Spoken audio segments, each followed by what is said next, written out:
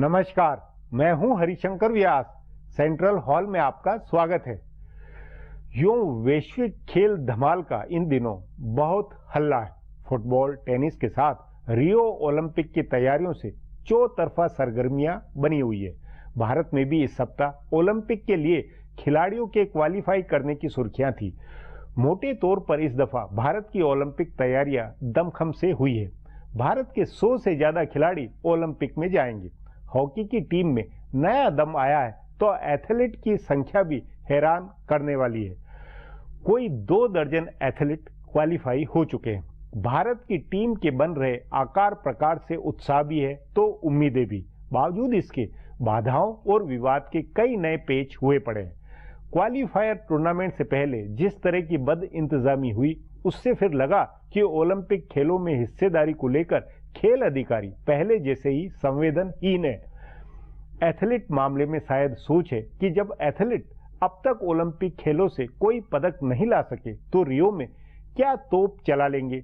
खेल की दुनिया में एक तरफ रियो की टीम को लेकर सरोकार है तो दूसरी ओर क्रिकेट में अनिल कुंबले को लेकर चर्चा है। कुंबले को भारतीय टीम का कोच बनाया गया है। मोटे तौर पर इसका चौतरफा स्वागत हुआ है, मगर कुंबले को 1 साल का कार्यकाल देने का मतलब समझ में नहीं आया। तब वे दीर्घकाल की रणनीति में टीम को कैसे तैयार कर सकेंगे। कुंबले का ध्यान टेस्ट टीम की तैयारी पर केंद्रित रहेगा, मगर अगले साल वनडे चैंपियंस ट्रॉफी है तो 2018 में T20 वर्ल्ड कप और 2019 में वनडे वर्ल्ड कप है। उस नाते स्थायी तौर पर समग्रता से कोचिंग का बंदोबस्त किया जाना चाहिए। जो हो, मोटे तौर पर अब रियो ओलंपिक पर सभी का ध्यान मुड़ता हुआ लगता है। उसके सस्पेंस में आगे बहुत हल्ला होना है। आज इस पर चर्चा है, मगर उससे पहले गपशप और खास सुर्खियां हैं। शुरुआत सियासी गपशप से करते हैं।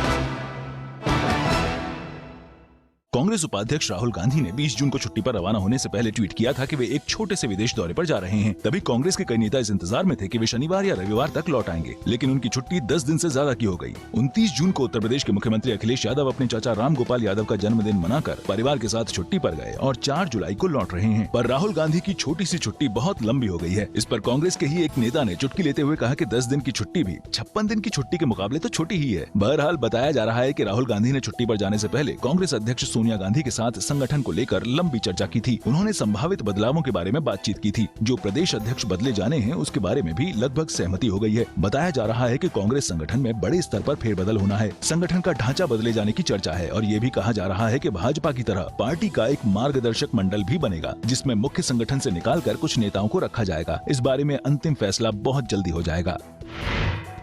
भारतीय रिजर्व बैंक के गवर्नर रघुराम राजन ने भले दूसरे कार्यकाल से इनकार कर दिया है, लेकिन सुब्रमण्यम स्वामी के हमले से पहले वे कम से कम 2 साल और इस पद पर रहना चाहते थे। जानकार सूत्रों का कहना है कि उनको उम्मीद भी थी कि प्रधानमंत्री नरेंद्र मोदी उन्हें 2 साल के कार्यकाल का और विस्तार देंगे। आमतौर पर RBI का गवर्नर 5 साल के लिए नियुक्त होता है। उनका 3 साल का कार्यकाल 4 सितम्बर को पूरा हो रहा है। दूसरे कार्यकाल लेने से उनके इनकार के बाद कई बातों का खुलासा हुआ है, जिससे पता चलता है कि इस पद से उनको कितना लगाव था और वे कैसे इस पर अभी कुछ दिन और काम करना चाहते थे। उन्हें RBI गवर्नर नियुक्त करने वाले पूर्व प्रधानमंत्री मनमोहन सिंह ने एक इंटरव्यू में खुलासा किया है कि राजन 2008 से ही RBI गवर्नर बनना चाहते थे। उन्होंने अपनी इस इच्छा का इजहार मनमोहन सिंह से किया था। फिर मनमोहन सिंह ने P चिदम्बरम से बात करके उन्हें गवर्नर नियुक्त कराया। खुद राजन ने भी वित्तीय मामलों की संसदीय समिति के सामने कहा कि RBI गवर्नर के लिए 3 साल का कार्यकाल छोटा होता है। उन्होंने अमेरिकी फेडरल रिजर्व के गवर्नर का हवाला दिया, जिसका 4 साल का कार्यकाल होता है और दूसरा कार्यकाल भी मिल सकता है। इसके अलावा उनके पिता R गोविंदराजन और उनकी मां मिथाली ने भी कहा कि अगर प्रधानमंत्री ने पहले दखल दिया होता तो राजन दूसरे कार्यकाल के लिए तैयार हो जाते। मध्य प्रदेश में शिवराज सिंह चौहान की सरकार में हुई फेरबदल केंद्र में होने वाली फेरबदल का संकेत देती है। नरेंद्र मोदी और अमित शाह के निर्देश पर 75 साल से ऊपर के 2 मंत्रियों का इस्तीफा ले लिया गया। दोनों अहम मंत्रालय संभाल रहे थे। पूर्व मुख्यमंत्री बाबूलाल गौर गृह मंत्रालय संभाल रहे थे और सरताज सिंह PWD के मंत्री थे। इन दोनों ने पहले तो इस्तीफे से इनकार किया, लेकिन बाद में इस्तीफा दे दिया। तभी कहा जा रहा है कि उम्र की ये सीमा केंद्र सरकार में भी लागू हो सकती है। इस उम्र सीमा के दायरे में 2 मंत्री आते हैं। अल्पसंख्यक मामलों की मंत्री नजमा हेपतुल्ला 75 साल पूरे कर चुकी हैं और लघु सूक्ष्म एवं मध्यम उद्योग मंत्री कलराज मिश्र भी 75 साल के हो गए हैं। सो अगर मध्य प्रदेश का फॉर्मूला दिल्ली में लागू हुआ तो दोनों मंत्रियों को इस्तीफा देना पड़ सकता है, परंतु इसमें एक पेंच उत्तर प्रदेश के चुनाव का है। भाजपा ब्राह्मण वोट पर नजर रखे हुए है और अभी उसके पास कलराज मिश्र के कद का दूसरा ब्राह्मण नेता नहीं है। इसलिए कहा जा रहा है कि उत्तर प्रदेश चुनाव की वजह से उनकी कुर्सी कुछ समय और सुरक्षित रह सकती है। नजमा हेपतुल्ला को हटाकर किसी राजभवन में भेजने की चर्चा पुरानी है। उनका मंत्रालय स्वतंत्र प्रभार के साथ मुख्तार अब्बास नकवी को मिल सकता है। अब आज की सुर्खियां ये लीक से कुछ हटकर है और इनसे देश की दशा दिशा को बूझ सकेंगे।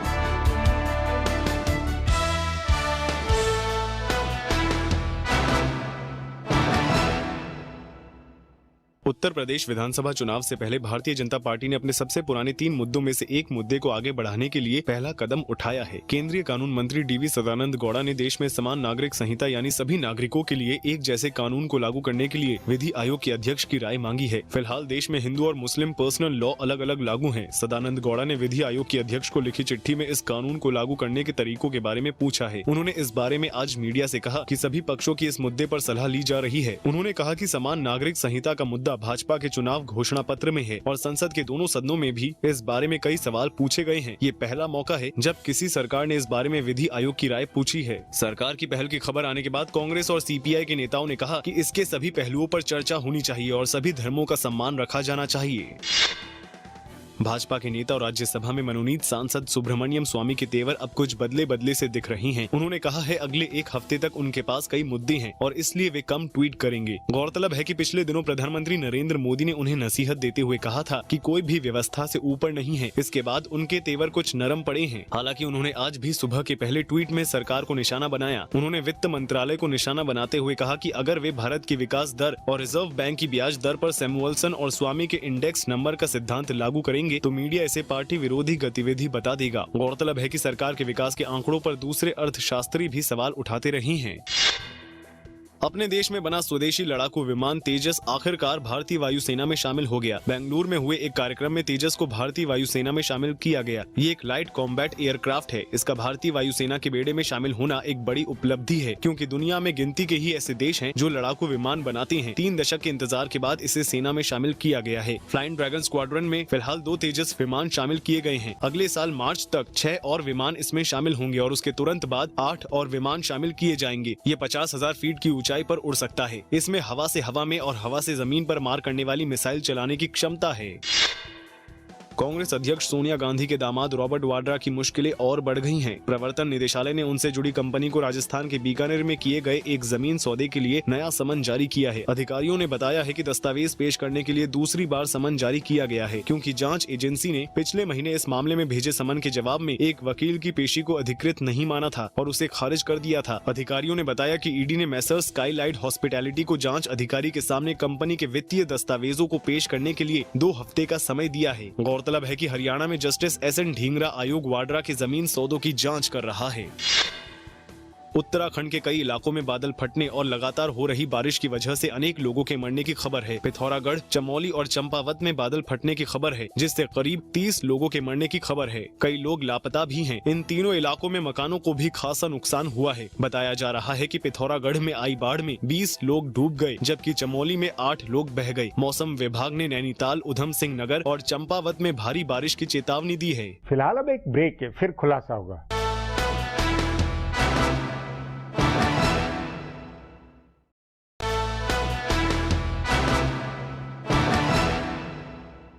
रियो द जनेरियो में अगस्त के पहले हफ्ते से शुरू होने वाले ओलंपिक खेलों में अब ज्यादा समय नहीं है। रियो ओलंपिक के लिए क्वालिफाई करने वाले लगभग सभी खिलाड़ियों को बेहतर अभ्यास और ट्रेनिंग दिलाने के लिए सरकार ने दिल खोलकर पैसा खर्च किया है। कह सकते हैं केंद्र की मोदी सरकार ने ओलंपिक के मामले में फोकस बनाकर काम किया है।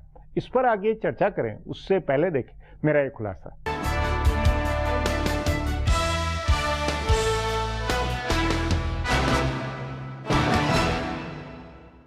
दुनिया के महाशक्तिशाली देश सिर्फ सामरिक, आर्थिक या राजनीतिक रूप से महाशक्ति नहीं होते हैं, वे खेल की भी महाशक्ति होते हैं। किसी जमाने में जब दुनिया दो ध्रुवीय होती थी तो ओलंपिक का मुकाबला बुनियादी रूप से अमेरिका और रूस के बीच होता था। बाद में चीन ने उन्हें चुनौती दी और जापान हमेशा एक बड़ी खेल ताकत बना रहता है। उसके मुकाबले भारत खेलों में फिसड्डी रहा। पिछले एक दशक में भारत के खिलाड़ियों ने ओलंपिक में पदक जीतने शुरू किए हैं। अब एकल और टीम गेम दोनों में भारत को पदक मिलने लगे हैं। तभी इस बार जब रियो ओलंपिक के लिए जाने वाली भारतीय टीम के खिलाड़ियों की संख्या 100 से ज्यादा हुई तो इसे भारत के लिए बड़ी उपलब्धि माना गया। प्रधानमंत्री नरेंद्र मोदी 4 जुलाई को ओलंपिक टीम के खिलाड़ियों से मिलेंगे। हालांकि कई खिलाड़ी अभी विदेश में प्रशिक्षण ले रहे हैं, लेकिन जो भी खिलाड़ी भारत में उपलब्ध हैं, वे प्रधानमंत्री से मिलेंगे। प्रधानमंत्री मोदी उनका हौसला बढ़ाएंगे। पिछली बार लंदन ओलंपिक में भारत के 83 खिलाड़ी गए थे। इस बार 100 से ज्यादा खिलाड़ी जा रहे हैं। ये पहला मौका है जब भारत इतने खिलाड़ी भेज रहा है। इनमें सिर्फ निशानेबाज या पहलवान या वेट लिफ्टर ही नहीं है, बल्कि धावक भी है। इस बार की टीम में एथलीटों की संख्या अच्छी खासी है। ये भारत के लिए बहुत अच्छी बात है कि पदक तालिका में ये सीढ़ी दर सीढ़ी ऊपर चढ़ रहा है। ये भी अच्छी बात है कि 100 से ज्यादा खिलाड़ी ओलंपिक के लिए क्वालिफाई किए और इससे ज्यादा प्रतिभाशाली खिलाड़ी मामूली कमियों के कारण क्वालिफाई नहीं कर पाए। इसका मतलब है कि भारत के पास खेल प्रतिभा का एक खजाना बन रहा है। अगस्त के पहले हफ्ते में शुरू होने वाले रियो ओलंपिक से पहले कई राज्यों ने अपनी खेल नीतियों को बदला है और पदक जीतने वाले खिलाड़ियों के लिए बड़े इनामों की घोषणा की है। हालांकि कुछ ही राज्य ऐसे हैं जिन्होंने सांस्थायिक रूप से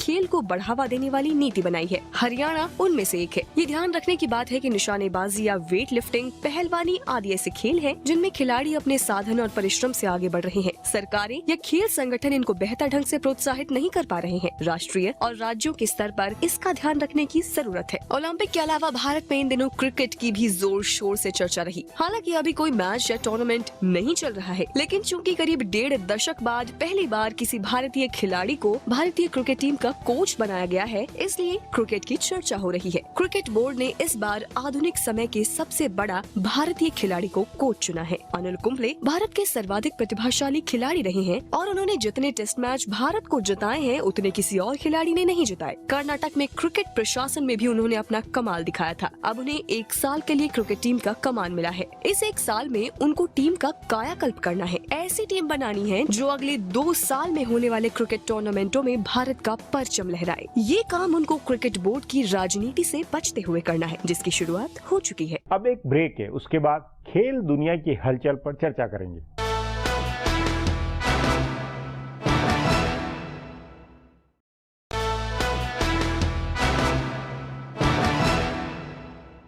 वैश्विक फुटबॉल, क्रिकेट, प्रो कबड्डी या भारत की हॉकी टीम की ताजा नई संभावनाओं ने भारत में मूड खेल सीजन सा बना दिया।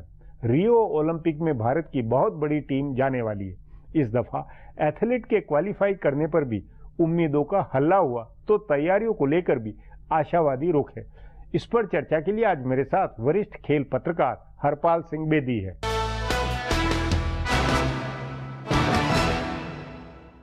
हरपाल जी, रियो ओलंपिक अब बहुत करीब है और उसको लेकर भारत की टीम की जो तैयारी हुई है, जो आकार प्रकार है कि 100 से ज्यादा खिलाड़ी वहां जाने वाले हैं, क्या लगता है आपको कि इस बार सचमुच में पूरे कायदे से ट्रेनिंग होके और पूरे दमखम के साथ में तैयारी हो रही है? देखिए व्यास जी, पहले तो एक बात बताऊं, ये जो 102 क्वालिफाई हुए हैं और अभी और 3-4 का उम्मीद है, ये जो सब क्वालिफाई अपने बलबूते हुए जो ट्रेनिंग गवर्नमेंट ने दी है, मगर ये वेरी ट्रांसपेरेंट है। इसका ये मतलब इन्होंने एक स्टैंडर्ड क्वालिफाई करना था, एक मार्क दिया जाता आपको इस टाइम पे, या ये थ्रो होना चाहिए डिस्टेंस, इस पे क्वालिफाई हुआ और सारे तकरीबन क्वालिफाई बाहर हुए। ये इंडियन में सिलेक्शन पर ये तो पहले भी होता रहा, इसमें नई क्या बात है? नहीं, मैंने इसका कई लोगों को बताया, नई इसलिए बात है कि आपका सबसे इतिहास में पहली बार इतना बड़ा डेलीगेशन जाएगा। और इसके साथ ये एक और बताना, 2 चीजें बतानी जरूरी है। ये जितने प्लेयर जाएंगे ये गवर्नमेंट ऑफ इंडिया के खर्चे पे नहीं आएंगे, ये और इनके साथ जितना बड़ा डेलीगेशन होगा, जितने क्वालिफाई होंगे उसके साथ 40% ऑफिशियल जा सकते हैं। अगर 100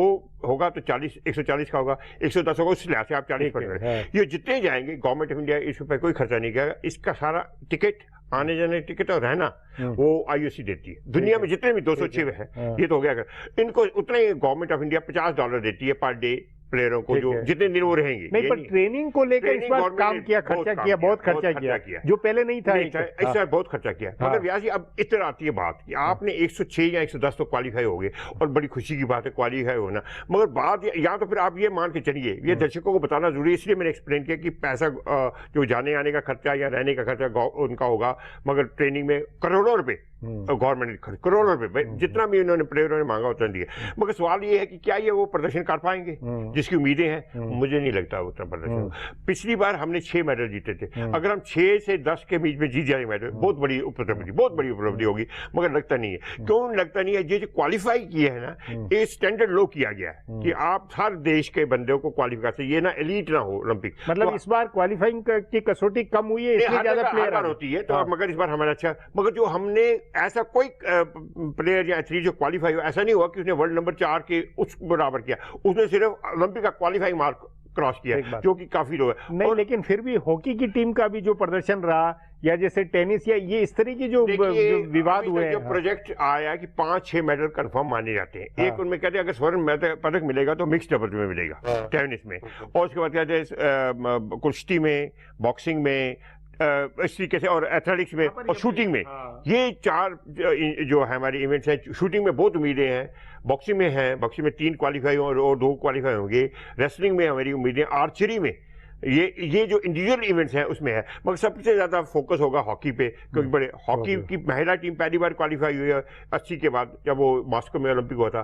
हॉकी की टीम, वुमेन हॉकी से तो कोई उम्मीद नहीं है, मगर मेन हॉकी से है। मोटे तौर पर पिछले तमाम ओलंपिक, क्योंकि आपने सब कवर किए, ये 8वां आप कवर कर, उस नाते पिछले ओलंपिक के मुकाबले में इस बार की तैयारियों में, इस बार की टीम में किस तरह का फर्क कैसे नजर आया, और लोगों का उत्साह टीम को लेकर किस तरह का? ये है फर्क, ये है कि वेरी फैक्ट, आप ये पूछ रहे हैं कि कितने मेडल आएंगे, ये बड़ा फर्क है। पहले कोई पूछता ही नहीं था, पहले कहते चले जा रहे हैं, चले, पहले तो यही था। अब आपको ये हो सकता है, ये कोई इसमें एग्जिजेट नहीं है। स्पोर्ट्स अथॉरिटी ऑफ इंडिया का जो प्रदर्शन है कि 10 मेडल उन्होंने किया है, किस ठीक है, अब होगा या नहीं होगा अलग बात है, मगर जी आपने कहा किस तरह का है। पहले जाते थे हम की सैर करने पास हिंदुस्तानी, अच्छा पहले क्या होता था कि हॉकी टीम कहीं 6-7 दिन खेल जाए, ठीक है, बाकी पहले दिन आउट होते तो कोई खबर ही नहीं होती थी।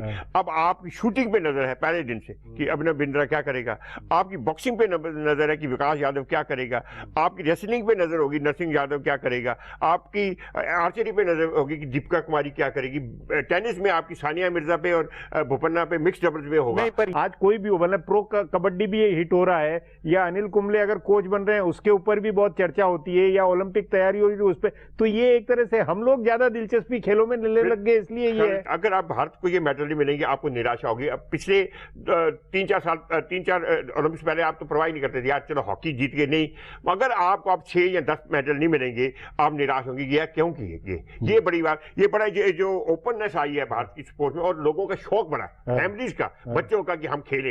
लेकिन आप यूरो कप हो रहा, ना लेना ना देना, या कोपा सारी दुनिया देख रही रात से, तो प्लेयर अच्छा आप खेल रहे हैं, जा रहे हैं, तो ये ओपननेस, ये कमर्शियलाइजेशन जिसको आप कहते हैं, जैसे भी हिंदी में, पर ये कमर्शियलाइजेशन, ये जो व्यवसायीपना है उसमें वो क्रिकेट, अब इसमें आपका ये अनिल कुंबले वाले मामले पर क्या कहना है? ये भी अभी बहुत फोकस में मामला है। अनिल कुंबले में इसलिए फायदा, देखिए इसमें व्यास ही सीधी सी बात है, रवि शास्त्री नहीं बना, वो हाई तौबा कर रहा है, इसलिए नहीं कि कोच नहीं बना, इसलिए नहीं बना हाई तौबा कि 8 करोड़ रुपए का मामला है, 8 करोड़ रुपया साल का सैलरी, ये भी कितना बड़ा आकार है, देखिए, अब देख लीजिए 8 करोड़ रुपए, और आपने कुछ नहीं करना कि वो बाकी तरह हॉकी में या फुटबॉल की तरह कोच का जो रोल होता है कि बैठे रहो देखते रहो, जैसे आपने देखा जो कोच कैसे हो जाता है, यहाँ पर कुछ नहीं करना, आपको बनी बनियानी मिली हुई है, आपने जाना है बाहर, आपकी टीम कभी हारती कभी जीती है, 8 टीमें हैं, उसमें एक से हारेगी तो दूसरे से जीतेगी, दूसरे से हारेगी तीसरे से जीतेगी, पक्का ही है। अब वो रवि शास्त्री साहब कहते हैं कि मेरे होते थे भारतीय टीम 2 बार सेमीफाइनल पहुंची, वर्ल्ड कप में पहुंची, वहां पर ऑस्ट्रेलिया में, और यहाँ पर T20, 4 टीमें तो सेमीफाइनल पहुंच नहीं थी, उसमें तो भारत पहुंचना ही था, उस ऐसे तो न्यूजीलैंड हर वर्ल्ड कप में सेमीफाइनल पहुंचा, कोई बड़ी बात नहीं। अब 4-5 टीमें हैं, एक तो ये जो अनिल कुंबले की बात चल रही है, एक मेरा जो ख्याल है ये बेहतरीन डिसीजन, इससे अच्छा डिसीजन नहीं हो सकता कुंबले का जो बनना, ये best thing to happen to Indian cricket. जी हरपाल जी, बातचीत को यहीं समाप्त करेंगे। प्रोग्राम में आने के लिए बहुत बहुत धन्यवाद। हमारा प्रोग्राम अब यहीं खत्म होता है। आग्रह प्रोग्राम पर अपनी राय hsvyas@nayaindia.com पर ईमेल करके बताएं, या hsvyas@Twitter और Facebook/नया इंडिया न्यूज़पेपर पर जाहिर करें। अब सोमवार को फिर मिलेंगे इसी चैनल पर इसी समय।